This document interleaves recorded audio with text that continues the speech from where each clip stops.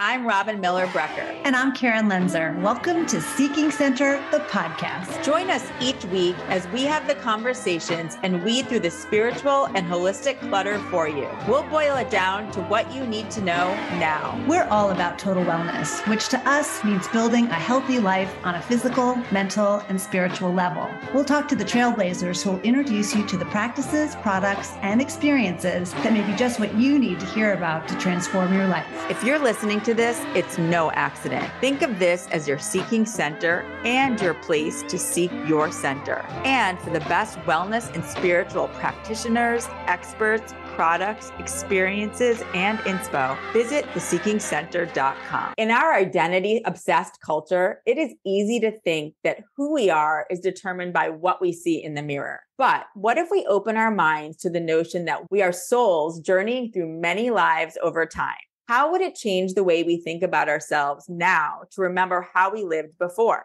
Our dear friend and frequent guest, expert life coach, master intuitive, past life regressionist, and author, Michelle Brock, has helped thousands of people discover the stories of their previous lives, their traumas and triumphs, losses and loves, and has witnessed incredible results. What she's seen firsthand and what we've learned is that when we learn our stories from the past, we can reach unprecedented heights of self-awareness in the present. In Michelle's new book, Who Do You Think You Are? An interactive journey through your past lives and into your best future, she guides you to manifest the happiness and satisfaction you desire in the present moment by reconnecting you with your experiences from your past. And we mean she really guides you. The book is full of just the right prompts to encourage real self-reflection and compassion to help you heal from the ordeals of previous lives and embrace a joyful, emotionally fulfilling existence in the here and now.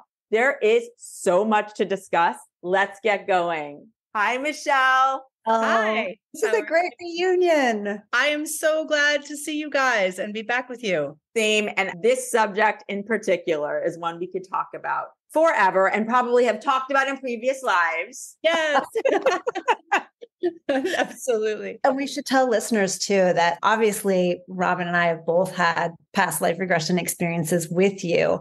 And I have to just share, I didn't even share this while we were talking, getting ready, but literally a couple of days ago, Facebook reprises those memories. There were pictures of us literally going through our past life regression at your apartment, Michelle. And it still is with me so profoundly, that experience that we had with you. And I know we'll get into it, but once you've had a past life regression, you never forget it. It is a memory that, like any of your current life memories, you can see it, you can feel it, just like it was yesterday. So anyway, I just wanted to share that because it just brought it all back for me. It feels like yesterday that we met and worked together, and also a million years ago too. That's true. And this book, we've talked about this book with you, which has been being birthed over the last several years. And it's so important. We just are so excited to be able to talk about it today. Thank you so much.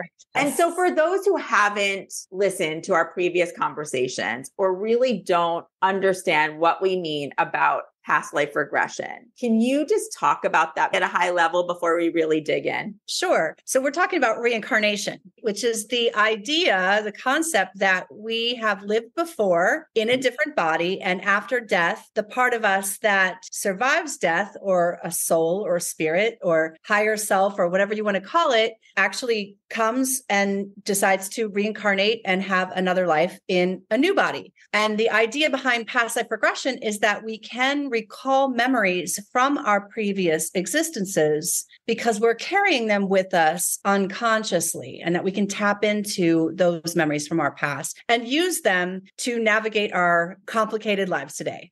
I love that. And I think that for so many people, that still might be hard to understand in a way, like how we're carrying things from our past lives. Can you give us an example or two of maybe some things that we might be experiencing now in our present day lives that might give us little clues to our past life experiences? Yeah, you're talking about things that I call like past life clues, where anytime you feel really drawn to something, like you're saying, like a culture or food, or there's some music from a different culture that moves you on a deep soul level, but also the things that you're repulsed by, why and can't really explain why, right? Like certain foods, you'll have a visceral kind of reaction to, I just don't like it, or smells, or traveling to a place you felt like you've been there before. So I think that most of us do carry unconscious clues as to where we've been before by our strong likes and dislikes. So if you're just neutral about something, you may have had a past life in that culture, but it might not be something that you felt is impacting you in a certain way, which leads me to the first part of your question, what it is that we carry with us. It's not the past life itself that impacts our lives today. It's the way that past life made you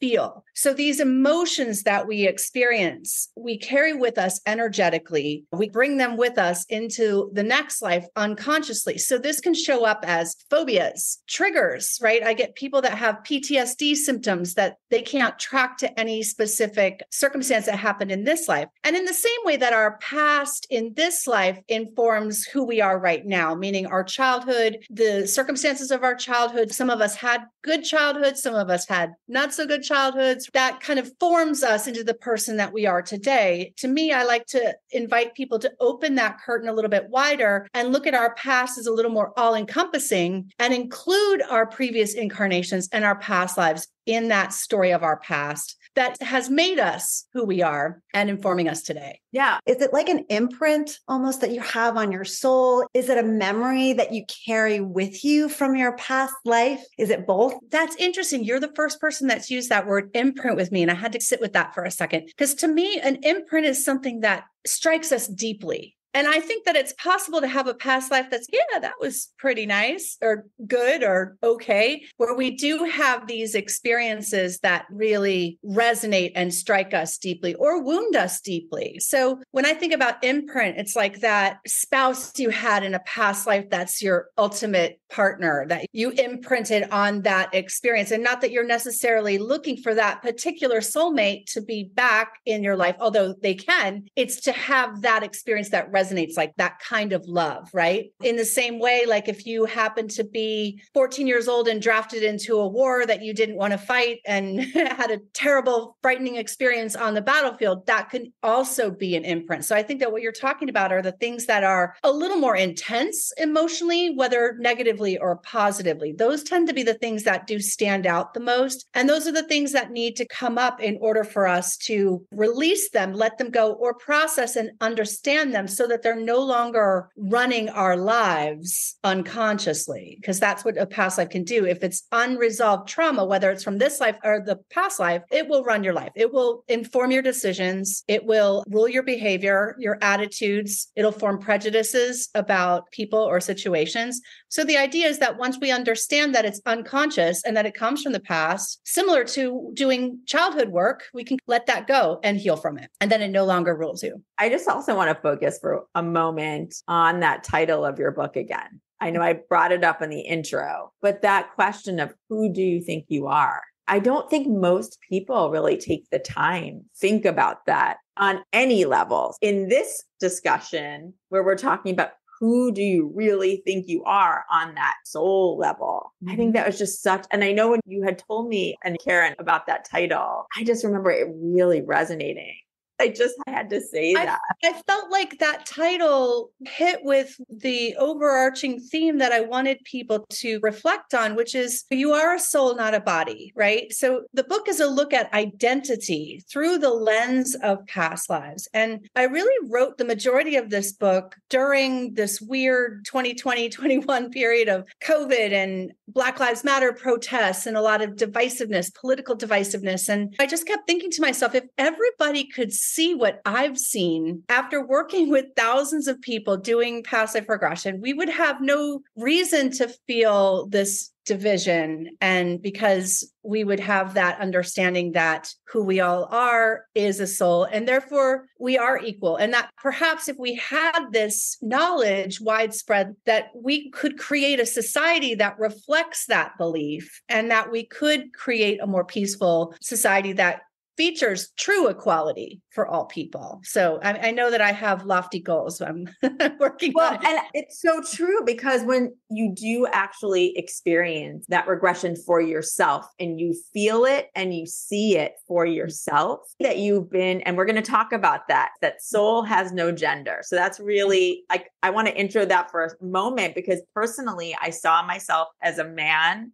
I've seen myself as women and in different lifetimes. And when you are able to feel and see that, you do look at both yourself and everyone around you, to your point, differently. Yep. And I make this analogy in the book. It's like going to the optometrist and they get all these different slides. Can you see better now? Can you see better now? It's like going from 0 to 100 in a minute, where you all of a sudden, oh, wait, the world is completely different than I thought it was previously. So thank you for sharing your own personal experience with it, because it's completely challenging to your previous notion of who you thought you were. And thus the title of the book. And so talking about the gender and role, can we expand on that a little bit? Like how revisiting can really help all of us better understand gender and roles. So it's about 50-50 what gender and gender expression. And I think that one of the conversations that we're having today is how nuanced gender is anyway. And I think that's a beautiful kind of reflection of the idea that so much of us are tapping into this kind of sense that who we are is not this binary, like you were born with female traits and therefore you're a female and you should be a girl and you should play with girl toys and boys should play with boy toys and boys should marry girls and not boys. And all of this is so antiquated once you actually understand how nuanced gender truly is, and that we reincarnate over many lifetimes with many different gender expressions and sexuality and sexual preferences as well. So that's something that's incredibly eye-opening to many people. I get people who are cisgender, straight people who remember being gay or other genders in past lives. And that brings compassion. Like sometimes it takes us actually understanding that we experience something ourselves directly in order to truly have that compassion and empathy. And what I'm offering people is the chance to experience that directly, to be like, do you think you're a cisgender woman? Because you're probably not, right? And if you identify just in that way, you're limiting yourself to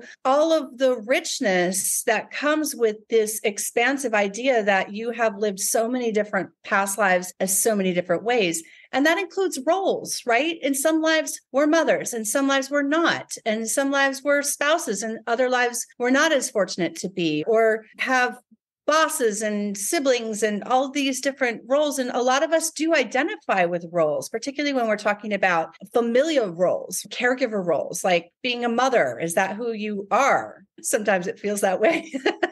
That can be very all-encompassing at times. But one of the things I talk about in the book is that if that is the only way that you identify yourself, well, when your children leave home and start their own families, then you have to rethink that role. We're constantly, when we're attached to certain roles, if you're specifically like, I'm a wife, and then what if you're widowed or divorced? And then you have to redefine that role. So that happens naturally throughout life anyway. So to kind of look at being more than your role, and that your role does not define you, although your role can be very important in how you express yourself and how you live this life, it's not limiting to you. So that's something that also you can discover through past life work. I haven't always been this, so why would I limit myself to thinking of myself in just that way? Oh, and I think in our experience, when we had our regressions with you, Michelle, I think for me, one of the most eye-opening things that happened was understanding the whys of me today because of those past experiences that shed so much light on things that I knew deep down in myself might be not shortcomings, but challenges, and why that was. So for example, I remember Robin and I being together in past lives and me being a caregiver for her. So it explains to me just the huge connection that I have for her and that deep level. Or another one for me was being this Native American and having to lead through this whole unexpected journey that I had to take over, and the fear that I had of stepping up and leading. There's just so many aha moments that come out of these experiences that you do carry with you from lifetime to lifetime, I believe on purpose, because your soul's journey is an ongoing learning experience. That's what it's all about. And I love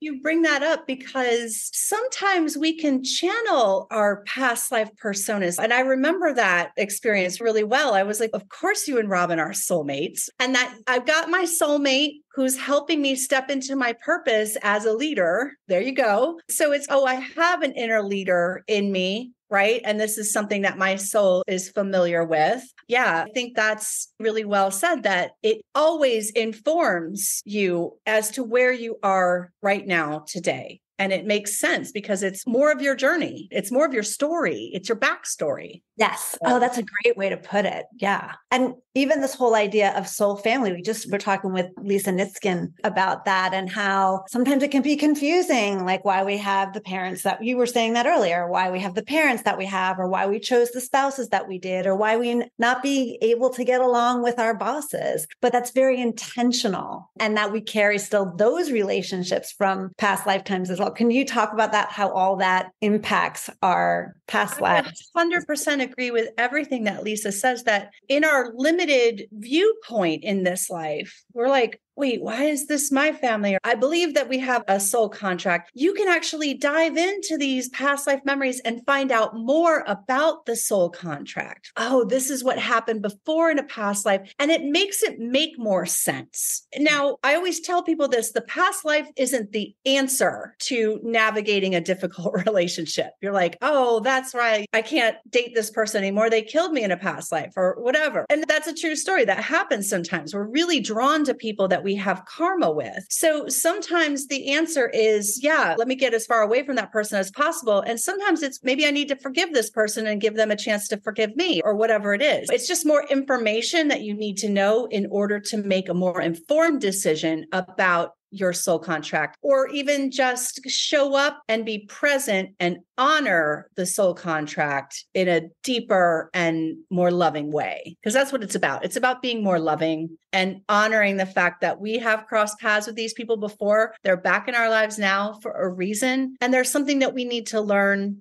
from them. And there's ways that we can grow from those experiences. That's so good. And it's so true, because it really does help having some context. I love the word you use, backstory. It's very helpful in this lifetime. To your point, it doesn't solve everything. That understanding, it gives you compassion, that context. And when you see it in your mind's eye, when you have a regression, you can't unsee it or unfeel it. That's what I think Karen and I talk about all the time. And it's important to note too, that some people see and some people don't see as much as they sense it or feel it. And I try to walk you through this in the book and give a lot of different opportunities that are different ways. I call them ways of seeing, or like the clairs, different ways to stimulate your unconscious mind, either through journaling and prompting, but it's always emotional, whether you see it or you sense it or feel it. And I think both of you can attest to that. There's something that resonates and you can't unfeel or see or know it, that once you're changed, if you allow yourself to be, because we are humans. Yes. We can kind of be like, that was weird. I don't know what that means. Yes. Well, another word that you brought up earlier in this conversation is soulmate. Can you give your definition of soulmate? So over the now many years I've been doing past life regression, I have come to define soulmate as anyone you've known before in a past life. And this is because I think that a lot of times we get caught up in these romantic notions of I'm searching for the one, or there's someone out there for me, or categorizing soulmates by importance. But that doesn't change the fact that some people that we have difficult relationships with are still soulmates. I completely do not like the words like twin flame or twin soul, because I just think that sets people up for thinking that they're looking for some kind of primordial other half that will complete them. I have found that to be a complete and total myth. So one of the things that I like to challenge people to do is to look at everyone in their life as a soulmate and honor them in that way equally, whether it's an easy relationship or a difficult relationship. And none of this stuff that I'm suggesting is easy. These are difficult practices. I don't mean to sound glib and just be like, everyone's a soulmate, just love everyone, because that is not easy at all. We have incredibly challenging relationships. Life is a school, and that's why we're here.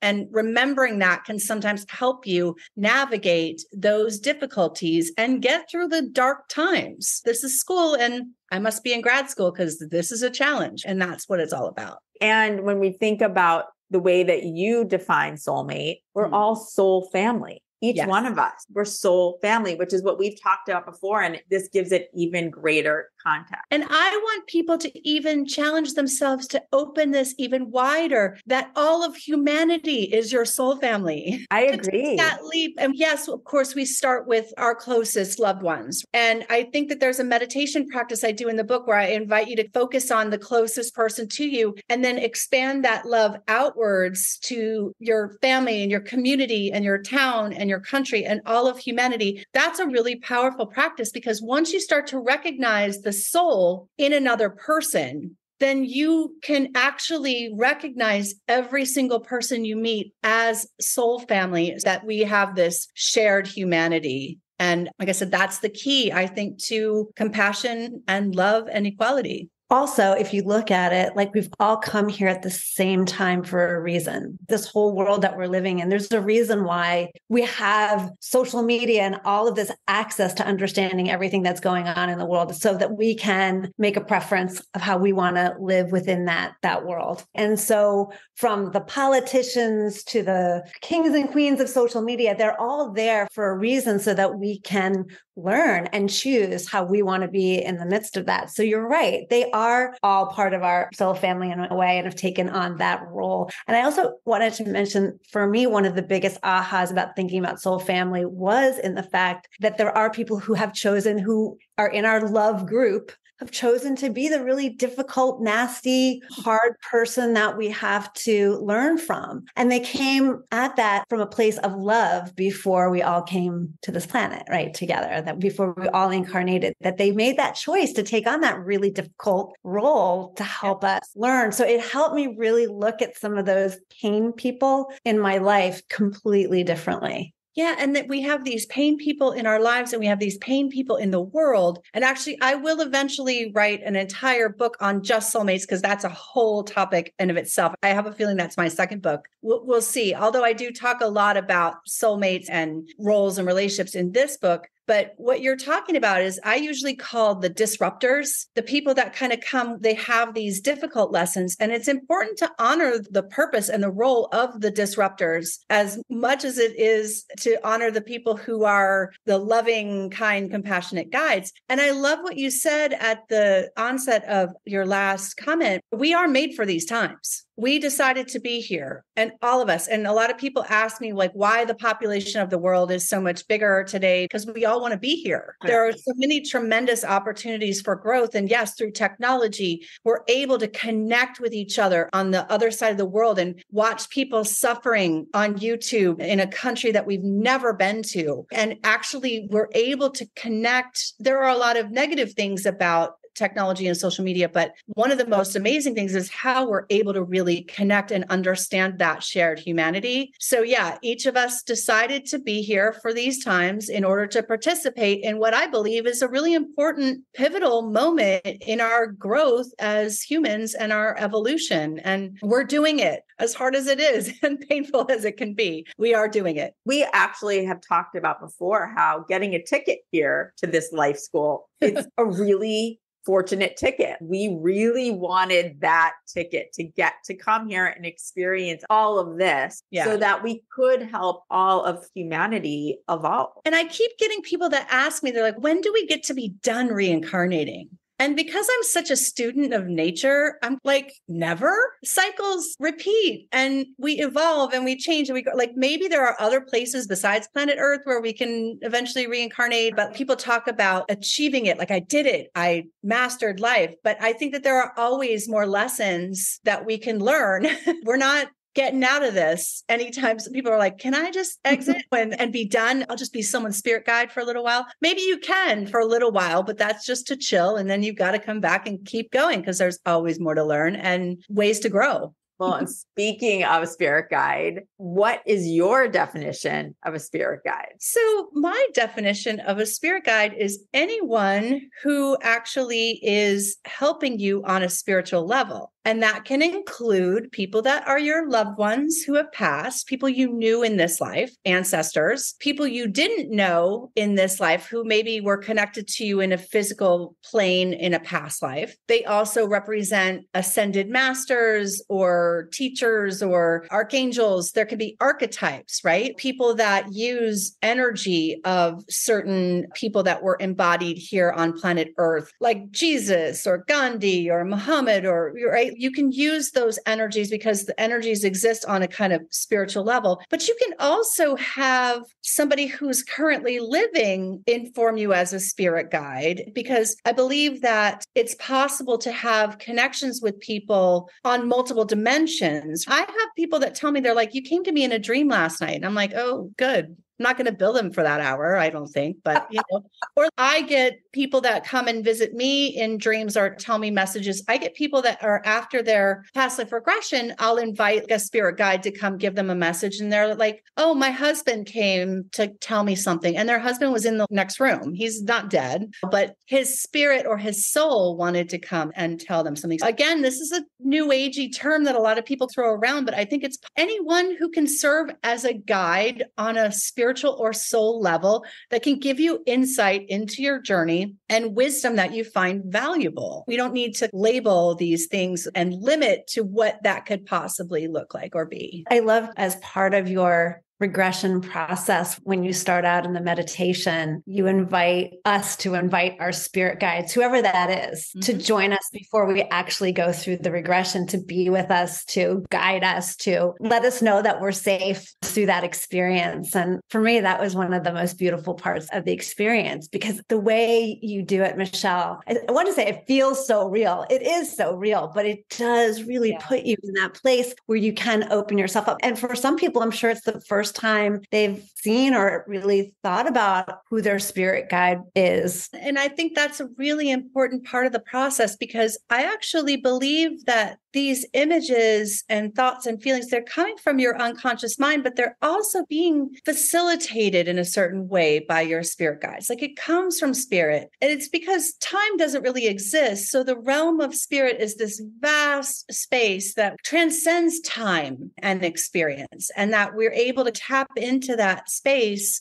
by doing a passive regression. And we have people who love us and care for us and are guiding us to help kind of facilitate or support us, I guess is the word that I'm looking for, as we embark on this journey. And it's a beautiful thing. In your book, I would say it's almost like a soul assessment. You are really guiding someone to both look at their soul right now, all their beliefs, which then help them look back at their past lives. And throughout the book, when people pick this up, they will see their own depth, because you help them see that. And then what you talked about, how we all relate to one another. And so I just want to say thank you for that, number one. Also, when just talking about our soul, one of the things that you talk about is the term old soul.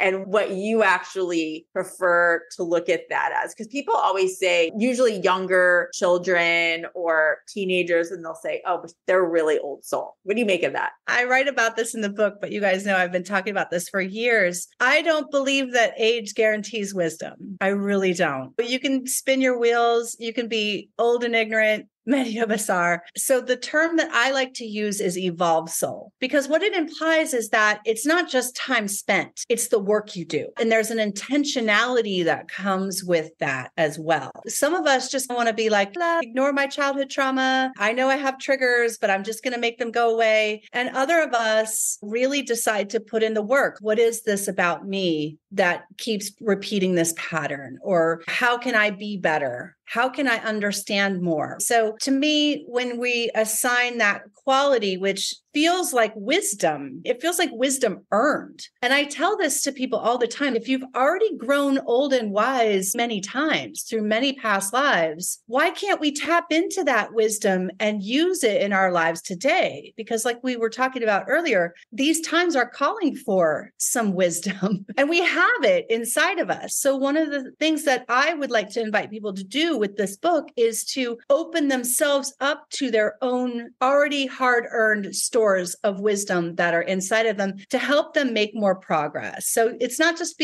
about being an old soul. It's about doing some work while we're here and becoming more evolved, which in my opinion is more wise, but it's also more loving and more compassionate. You do talk about this also in the book, Michelle, is about the fear of going through the past life regression. I know I was nervous about it too, because you're just never sure what door you're going to open and where you're going to end up. So can you just share a little bit about how you help people with those fears in your sessions and how the book can help too, as they're thinking about that experience? So the two most common fears I hear when people talk about wanting to explore their past lives or do a past life regression is number one, that they can't do it. Am I doing it right? So this book really is designed to be a gentle guide, and it gives you lots of different ways to look at it and frame it. And maybe it doesn't happen the first time, but it'll happen the next day, or maybe this exercise will speak to you more than another. So I believe that you can do it. I believe that everybody is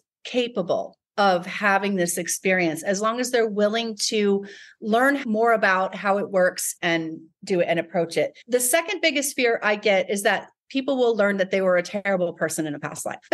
And historical figures that were terrible aside, I haven't found any of those yet. But the truth is that we were all kind of terrible people in a past life, right? Because that's the whole point. We made mistakes, we learned, and we grew, and we became the person that we are today. And I talk about this a lot in the book, that looking back at your past lives and judging yourself for things that you've done in a past life would be like getting really angry at a kindergartner for not knowing calculus. Because that's how it works. So when you're looking at your past lives, you're actually looking at a younger, less evolved version of yourself. And it helps you see how far you've come as well, where you're like, wow, I used to be really crappy, or I've made this mistake before. And what happens is sometimes we end up in these patterns because we reincarnate in order to challenge ourselves to disrupt these patterns. I keep being too materially obsessed and ignore my family. That's a less loving energy. I would like to get better at that. So maybe over many lives, maybe you have 5 past lives where all you do is work and your wife really suffers for it and your kids don't even really know who you are. And so you keep repeating that pattern again and again until you learn to change it and you learn to become better balanced with yourself, because it is really about balance. So the other way might be there were past lives where you just really didn't want to have a job and all you wanted to do is hang out with your wife and kids, and then they were poor and your family suffered. So that's going the other way as well. So that's just one example of how it can work with these patterns where we keep repeating. And sometimes we have themes that will show up in several past lives in clusters in order for us to get that lesson. I've not met like Napoleon Bonaparte or Hitler or any terrible Roman emperor in a past life. They're probably out there. I don't know if they're exactly my demographic for clients because they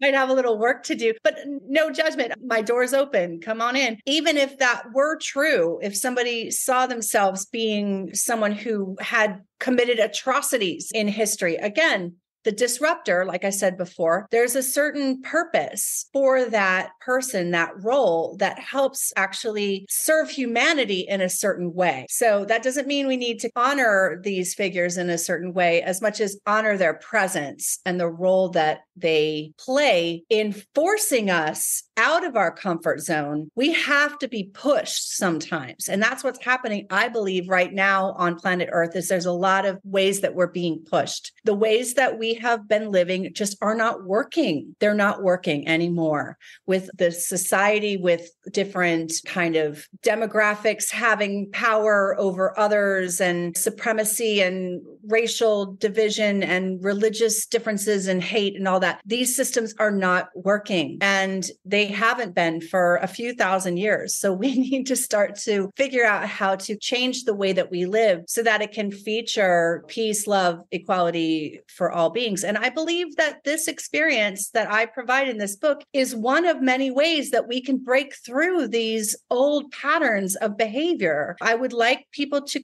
be able to see themselves differently, see others as different, and also see their lives as a constant work in progress, that you don't have to die to reincarnate. You can reincarnate now. You can change your life at any moment. And that's the biggest message of this book, is that you can look back at the past and see the mistakes you've made before, things that you regret, and decide to change and be different moving forward. And that's the most important element of the book, is that it really is about creating your best future, the future that represents your highest potential, and the highest potential that we can actually create as one united humanity together. Wow. That is really a big thought. And as you're talking, I had an aha moment around the whole idea of why things repeat themselves. It's because we're carrying around these imprints, either of fear of speaking out or hatred that we carried with us from a war zone that we sat in, or fear of lack, all of those things. And why so many people may be not willing to go through the work because of the fear of that sort of inner remembrance of past lives when, if they spoke up, bad things happened, or they were in a war and they got killed. So I can see in a way why this perpetuality continues to happen. And yet, as you were saying before, this is such an opportunity. Now, in the history of the world, we have more opportunity to be seen safely, to really do the things that our soul really wants to do. So that's why now is so important. That's why books like these are so important, because there's so many people who don't even understand that we've had past lives before. And in your always wise and compassionate way, you're pointing out the fact that this process is a compassionate one. We don't have to get it all right in this lifetime. And certain lives are meant to be a break, right? This is why some people just like, why do they have such a charmed life? And other lifetimes we choose to challenge ourselves more. The process itself of evolving is a compassionate one, and it's self-driven too. So we're not in a hurry. And a lot of people kind of associate karma with like punishment. You did something bad in a past life, so you're going to pay for it. And I have not found that to be true at all. It's this beautiful, kind, loving, gentle process as we grow, evolve, and learn over many lifetimes. And I think that you're exactly right, Karen. It's not about just getting it right, that we need to lose that notion. We all make mistakes. We're human. And that's the whole point. We're here to have those experiences, and those failures or ways that we didn't step up are actually just as important as when we do get it right, because that's the process of learning. Yeah. And as you go through this experience, or you use the book to have this experience, that in yourself. And then as you were both talking about history repeating itself, I think what we're all in agreement is that we want to break those cycles that are no longer working. And if you pair this perspective of looking back and having the opportunity to change things, and you also add in something like astrology, which I know, Michelle, you're very interested in as well. Yeah. We're in this age of Aquarius, right? Where things can really change. If you do believe in that at all, there is energy right now that will allow things to really transform, to really change, so that we don't repeat the same things, and that we can have an actual society that is of peace and love. I love that you bring that up, because, and I am super interested in astrology. And when people ask me if I'm an astrologer, my snarky joke is not since the 1500s. It's true. I love that.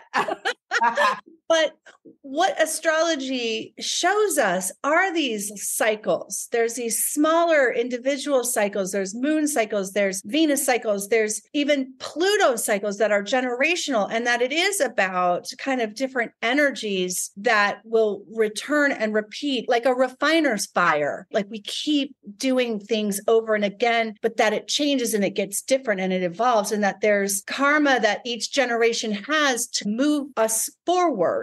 And you can actually track that. And astrology is one of many ways you can understand the totality of our human existence. And I remember in 2012, there was all this kind of stuff about 2012 and the end of the world and whatever. And people would talk about like the Mayan calendar, the world is ending. I actually have a Mayan calendar above my TV there. Can you see it? Yes. There's no end. It doesn't end. Wow. And what the Mayan calendar actually shows, like, how do they decide 2012 is where it ends? Because what the calendar actually shows are these eras or epochs in human experience and in the experience of the world, and each of the different kind of energies that change and what we're supposed to step into and feel pushed towards in each of them. So similar to astrology, which is also a very ancient divination method. I'm a history nerd, obviously. So anything that's ancient that we can use in our lives today, I'm totally down for. But yeah, it's important to get ourselves out of these kind of blinders that we have where we're just trying to get through the day or trying to focus on what's going to happen next month, where we can open the curtains wider and actually see that our existence is so much more expansive and larger than we ever previously thought. And that shift in perception alone has you looking at your life through a totally different lens. And that's what I'm inviting people to do through this book. Exactly. And I would say for those that are listening to this specific episode of our podcast and or who pick up your book or find themselves with your book in their hands or someone suggests it to them, it's on purpose. They're ready for it. So if you're listening to this, you're ready for it. You're listening to this on purpose. I would imagine it is sparking curiosity if you have never heard of this before or have not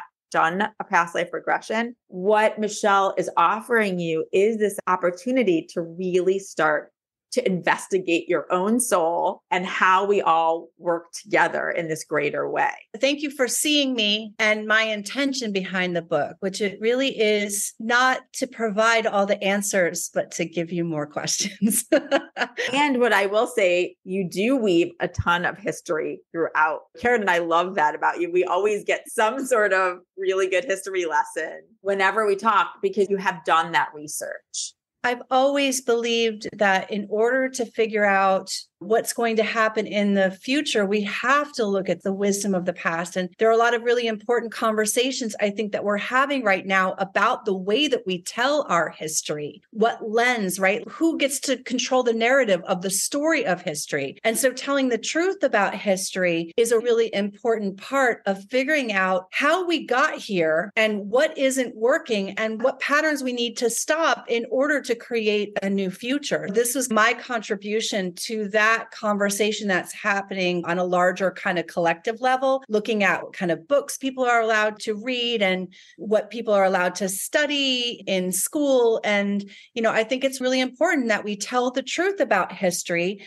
that we own up to our mistakes and our failures, and we figure out what we need to do in an honest and real way in order to become the person that we need to be, should be, and ultimately want to be. Michelle, how come do you think that we don't come into this lifetime with an understanding or maybe part of our culture to do these past life regressions? Like, this is not a new thing, right? It's not something that you just invented. Why is this not part of our culture? Why is it not a rite of passage when you're becoming a young adult to have this opportunity? Because it really is a tool to understand your purpose. It's really connected to that. What is your thought on that? I love your question. And my answer is because we forgot that it's supposed to be. Because indigenous cultures worldwide believed in reincarnation. And in fact, I talk about this a lot in the book, like different cultures. There's certain tribes in Africa that when a child was born, they would chant, "Welcome back." So 85% or 89% of the world's population believes in reincarnation. And actually, almost 40% of Americans believe in reincarnation. And of that 40%, 65% are under the age of 35. So this is something that we don't talk about openly in this culture, but we need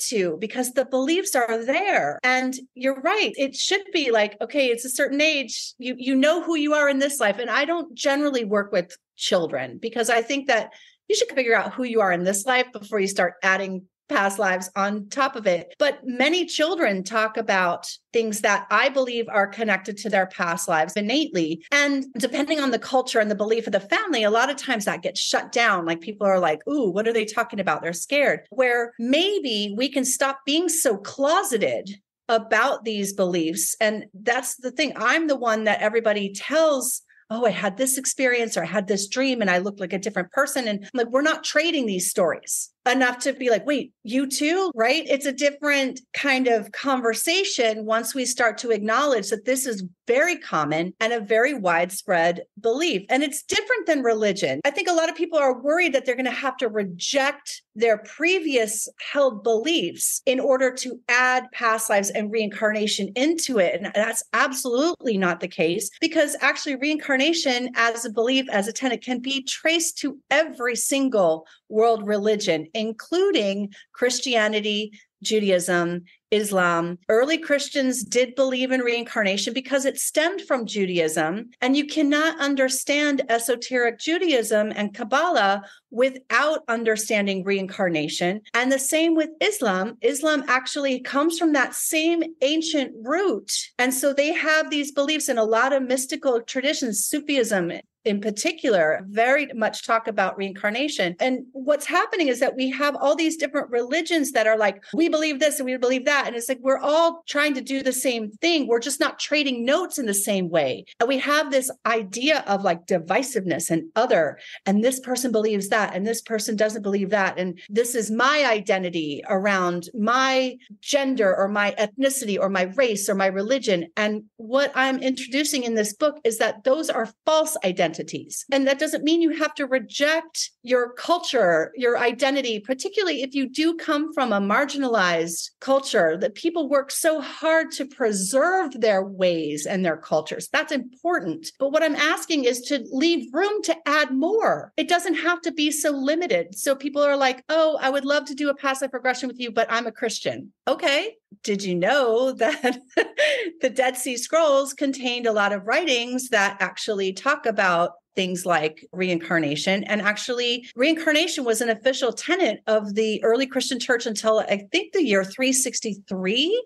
Because that was when the Roman Empire became the Holy Roman Empire with the conversion of Emperor Constantine into Christianity. And they voted. They were like, we need to all decide what we all believe in, because there were all these different sects. They needed to codify the rules, and they voted out reincarnation. And the story is that it was Emperor Constantine's mother who was like, if people believe they have more than one chance in this life, maybe they won't obey the rules as well. So that was really about power and control. And that was more about the governing principles behind these religious traditions and the way that created wars and capitalism. And I could go into a whole thing with history. And I remember being in my high school history class, and this was one of the first moments I had with these kind of thoughts and ideas, learning about the Crusades. I was like, this is messed up.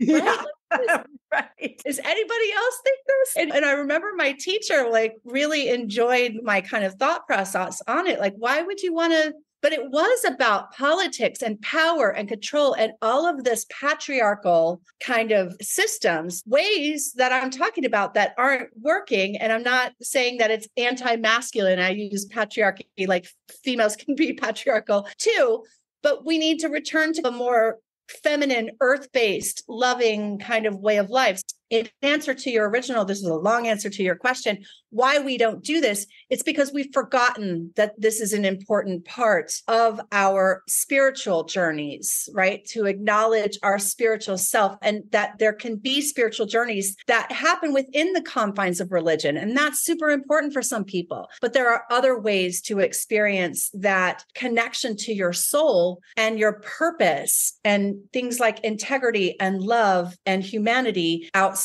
of religion. And that's one of the reasons that I wrote this, is a guidebook as how to navigate that. You don't have to negate your previously held beliefs for any reason. You can always add more. I also want to point out that term soul, which we've used a ton in our conversation and always will, but I don't know why I didn't know this. Can you tell us what the word soul is in ancient Greek? Because honestly, I didn't know this. So in ancient Greek, the term for soul is psychikos, which is where we get psychology, psychological, and then also psychic. And what it means is of the soul, right? Psychology is basically like the study of your soul.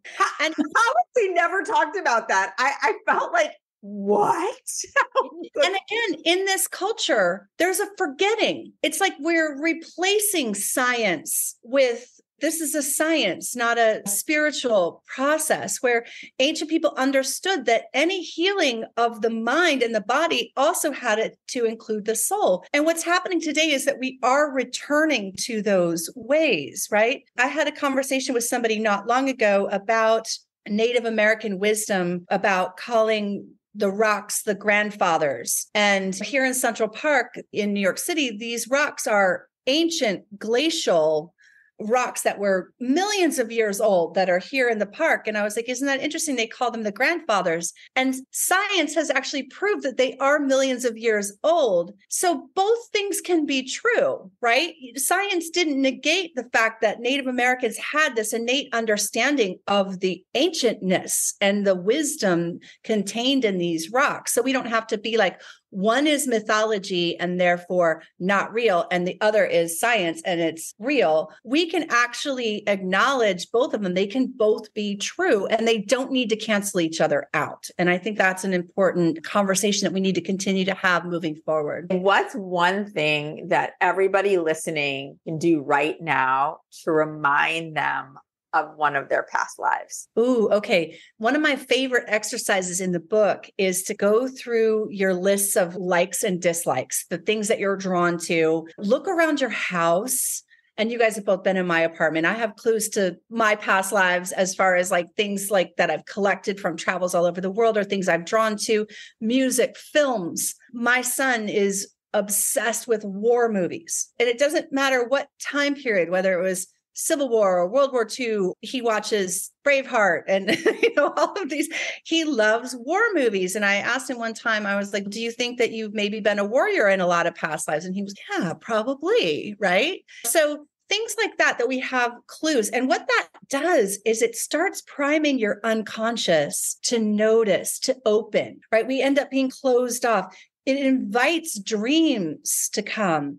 It just opens up your mind to possibility. And then you start to notice things more. So it's about changing the filter by which you look at things. Once you acknowledge past lives are real, and you're right, Karen, I did not invent this past life regression. This has been around for a long time. But what I'm looking to do is to take that gotcha out of it. And okay, past lives are something that is a widespread belief that a lot of people believe in. And now what? Now, what do we do with it? How do we use it in our life? So it's no more about the woo or, oh, wow, it's my past life. How do we move this work forward? So yeah, I would suggest that to everyone. Take stock of what you're interested in, what you're drawn to, certain styles of clothing that you wear, things that you collect, and also the things that you really don't like, right? Like things that repulse you or you find scary, or those are also clues as well. And what it does is it's just inviting your past lives to connect. You're inviting them in. You're inviting those past versions of yourself to inform your life in some way today. And that alone, just that intention can be a really powerful shift that can invite even more information in. It's all in the noticing. It is. And that awareness. Yeah. I think we can all relate to that. I think that most of us, and again, it's about giving people an entry point wherever they are. Some people have done a ton of this work. And they'll still like this book, I hope, because it'll give you new ways to think. And I also wrote this book for people who've never even heard of this, who've never even thought about this. Exactly. Right? And it's again about entering where you're at. And it's just about beginning and deciding to embark on this journey wherever you're at in it, and honor the process as it comes very organically and naturally, because it might surprise you. And normalizing. I love what you said about your son. You're already starting to normalize that for him at his younger age. I do that with my daughter. She's obsessed with all things French. All things from France. And it makes no sense to my husband and I that is so not on our radar, never has been, but we honor that for her. And we've been normalizing for her affinity. And we'll say to her, oh, you definitely had a past life in France. Like you were definitely something there. And she loves to think about that. And it makes her interested and is inviting those experiences, hopefully to come to her through her dreams or by visiting and feeling that out. And it's pieces to your larger soul puzzle. And I love that you're reminding us of that it really is young people who are being born with more of this knowing, and they're so open-minded. And I always tell people, I'm like, if you're worried about the future of humanity, spend some time with some like Gen Z kids. They're activists, they're listening, they're open, and they come in with these kind of knowings that we didn't have and the generation above us didn't have. We were talking about this earlier about astrology and epics and different generational karma. And it's our job to open the door for them and hold it. They don't need any help going through it, but we've got to pave the way for them. And they're the generation that's going to actually be the change that we really do need. And we just need to give them ways to do it, to accomplish it. That's my belief. One of the things I love that you do throughout the book is give examples of people, not naming names, but you give examples of people that you have had really impactful sessions with you, Michelle. Can you maybe share one or two of those transformations that you've really seen from your clients who have gone through a regression experience? Yeah, I love that. There are so many examples. I have so many stories, but the one that's jumping out for me to bring up is there was a woman I worked with who had just gone through a terrible divorce. And I think this is in the chapter about the roles and responsibilities, that she'd been a wife and a stay-at-home mom for so many years. And all of a sudden, the same year, her kids all left for college. Her husband left her for a younger man. And she's, what do I do now? And she remembered a past life as an impressionistic painter, and like a renowned one also. I was like, oh, okay. I think I've seen your work in museums. And that was incredibly empowering to her, because she realized that, yeah, you know what? Before I drowned myself in this role of wife and mother, I always wanted to be a decorator. And she was able to start her own decorating business. And now I've seen her stuff she's been in Architectural Digest. She's a very renowned decorator. And it was that moment where she had the confidence to be like, I know what I'm doing with color, form, light. And so it's not just that she had to be a painter again, because she probably could have been, but using those gifts and skills and knowledge in this life. And as that impressionistic painter, she actually was not wealthy or powerful or famous until after her death. And so she realized I'd like the accolades in this life. I'd like to make money doing this. So there were a lot of layers to it, but it was really about seeing that her role did not need to define her, and that she was able to reincarnate herself now with the knowledge of who she'd been in the past in order to move forward into the future that she wanted to have. So that's one of my favorite stories. And I follow all of her work, and I'm always like, yay, when I see her do something. But she just really needed that boost, that confidence, but also the insight and the perspective. We get these blinders of that. We're just living this moment right now. When you open that curtain wider, it's incredibly empowering and can be life-changing. Yeah. What I'm feeling, like what Robin was saying about Bella and what you just said, it's that acknowledgement that what's in there is real, and it like waters it. It waters the seed of what has already been there in a completely different way. It affirms it. It gives reason for why it is there in your life. And I think we all need that. It's like having a spirit guide really come through. And to that point, also, you can help heal something that may be a trigger. Like I have severe claustrophobia.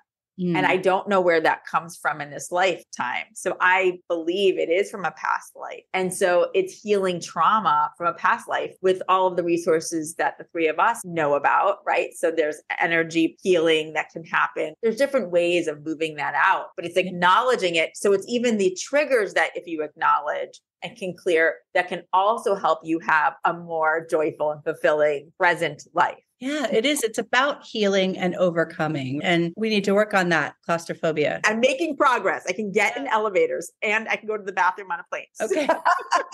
Without complete panic, some panic. Right.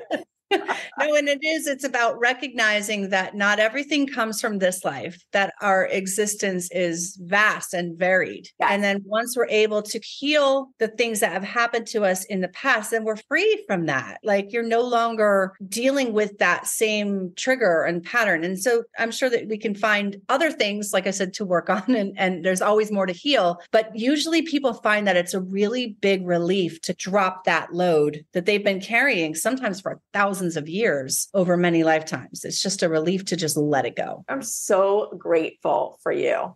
I'm so grateful that we're soulmates. We're soul family, and that you've translated this all in a way that is accessible to everyone. Thank you for taking the time to read it, both of you, and for your thoughtful questions and for seeing me and giving me a chance to talk about my passion and my love and helping share it with your audience. And hopefully they'll enjoy delving into their past lives and opening up new stories for their future by way of this book and more. So thank you. It's going to be transformative for so many people. It's going to be fun. That's what the other part. You're going to have fun doing this. And that's what's so great about the book too. It's not a one and done. Exactly. You can go back. You're right. Yes. It really is. So it's a real guide that you can honestly just have by your side. And so speaking of, you can pre-order Michelle's book, Who Do You Think You Are? An Interactive Journey Through Your Past Lives and Into Your Best Future. Now, we'll have the link to the pre-order in our show notes. And if you do pre-order Michelle's book, she is giving you a free bonus gift, which is a full-length past life regression meditation. And take it from us, you want that. It works. We've done it both in person as well as using the meditation. So we know it works, and we would be so excited for you to experience that as well. So once you pre-order, you'll use a special link that will also be in our show notes to get that exclusive download. And you can also find out more about working with Michelle, as well as her upcoming events at michelle-brock.com. And that's MICHELLE-BROCK.com. And you can follow Michelle at Past Life Michelle on Instagram. Thank you so much. Love this conversation. Thank you, guys.